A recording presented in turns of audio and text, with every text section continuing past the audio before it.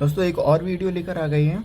हाँ जी दोस्तों, जिसमें हम पढ़ेंगे electric potential at any general point. Previous video में हमने पढ़ लिया था एक्सियल पॉइंट पर क्या होता है और इक्वेटोरियल पॉइंट पर क्या होता है। अब हम दोस्तों पढ़ेंगे कि कोई भी एक जनरल पॉइंट हो उस पर कैसे हम निकालेंगे पोटेंशियल, हम कैसे निकालेंगे। तो सबसे पहले एक आपको कोई भी जनरल पॉइंट बना लेना है, लेकिन उससे पहले हम डाइपोल बना लेते हैं, क्योंकि हम डाइपोल की वजह से इलेक्ट्रिक फील्ड निकालेंगे। तो डाइपोल, ये हमने बना लिया डाइपोल,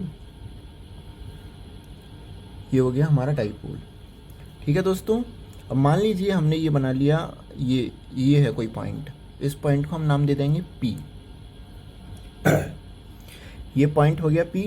अब हम चार्ज अलॉट कर देते हैं, ये -q हो गया, ये +q हो गया, और डाइपोल की डिस्टेंस आपको मालूम होगी 2l होती है, 2l ये इसकी डिस्टेंस हो गई।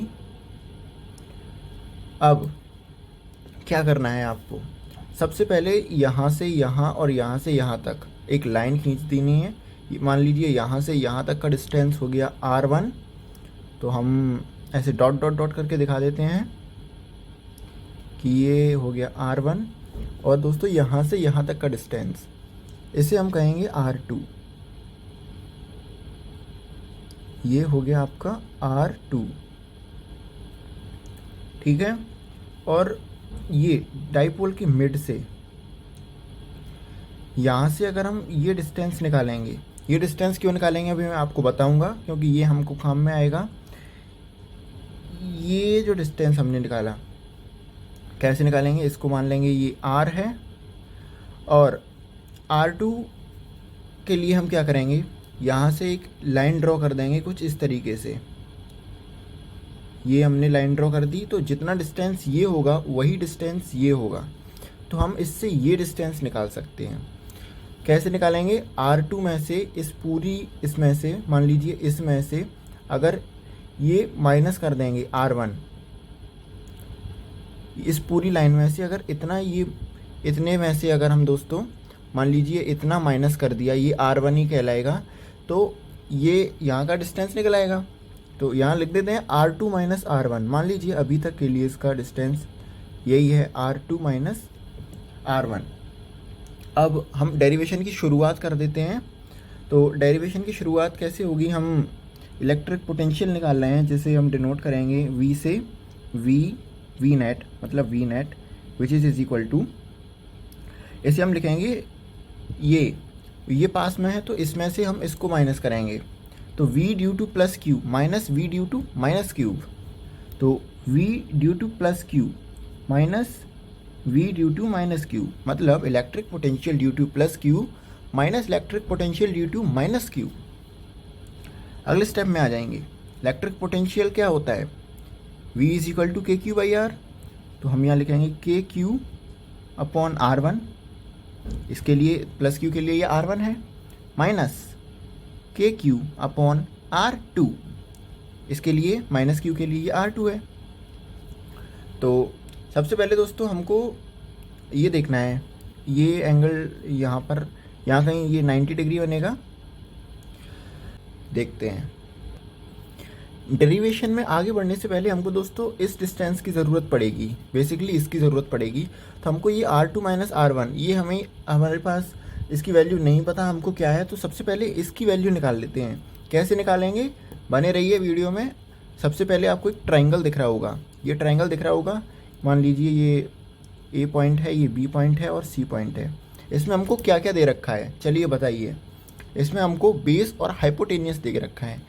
आप कहेंगे हमको तो दिख नहीं रहा कि बेस और हाइपोटेनियस कहाँ है, चलिए आपको हम दिखाते हैं कुछ। अगर हम ट्राइंगल को कुछ इस तरीके से पलट दें, सही पलटा मैंने, हाँ, ये इस तरीके से देखिए, ये आपके पास बेस आ गया और ये आ गया हाइपोटेनियस। तो हमको बेस दे रखा है और हाइपोटेनियस दे रखा है, तो फटाक से लिख लेते हैं। यहाँ लिखेंगे in triangle ABC cos theta which is equal to base upon hypotenuse. Base क्या दे रखा है, R2 माइनस R1, यहाँ लिख देंगे R2 माइनस R1, और हाइपोटेनियस क्या है 2L, जो कि होती है डाइपोल की जो लेंथ होती है वही, अपॉन 2L। यहाँ से हमको क्या निकालना था, R2 माइनस R1। तो थोड़ा सिंप्लीफाई करके लिख देते हैं ताकि आपको समझने में कोई दिक्कत ना आए। Cos theta is equal to R2 minus R1 upon 2L। R2 minus R1 निकालने के लिए 2L को इसमें इधर इंटू में भेज देंगे। तो R2 minus R1 is equal to 2L cos theta. ठीक है, यहाँ पर R1 जो होगा वो R2 के इक्वल होगा। ये आप कुछ इस तरीके से भी डिनोट कर सकते हैं। तो यहाँ पर छोटी सी लिख दीजिए R2 which is equal to R1 and इसको हम R कहेंगे। तो डेरिवेशन पर वापस लौटते हैं। हमको जिसकी की नीड पड़ी थी हमने उसको निकाल लिया है। डेरिवेशन पर वापस से आ जाते हैं। इसके बाद आपको इन दोनों में क्या कॉमन दिख रहा है, चलिए बताइए। मुझे तो के क्यू कॉमन दिख रहा है क्योंकि R1 और R2 है, तो हम के क्यू इन दोनों में से कॉमन ले लेंगे। ये लिया हमने दोनों में से के क्यू कॉमन। अब क्या बचेगा दोस्तों इसमें, 1/R1 माइनस 1/R2। क्या यही बचा मेरे पास? हाँ, अगले स्टेप में के क्यू एज इट इज़।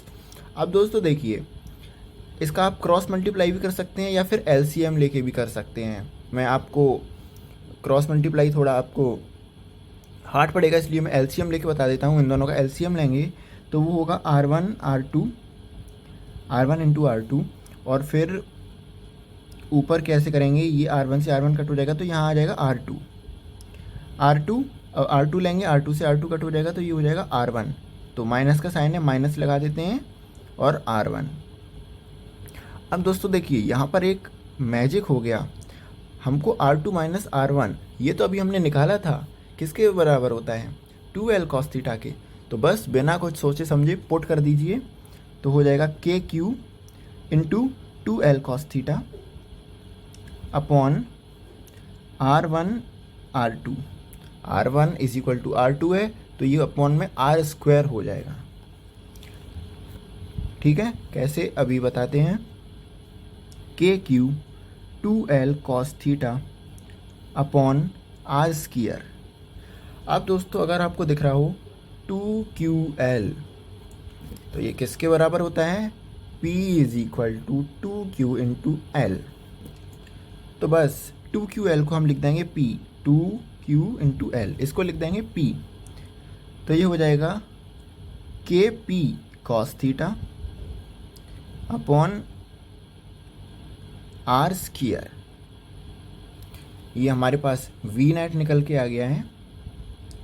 बस और क्या करना था इस डेरिवेशन में, डेरिवेशन आपका कंप्लीट हुआ। आप चाहें तो इसे नोट भी कर सकते हैं।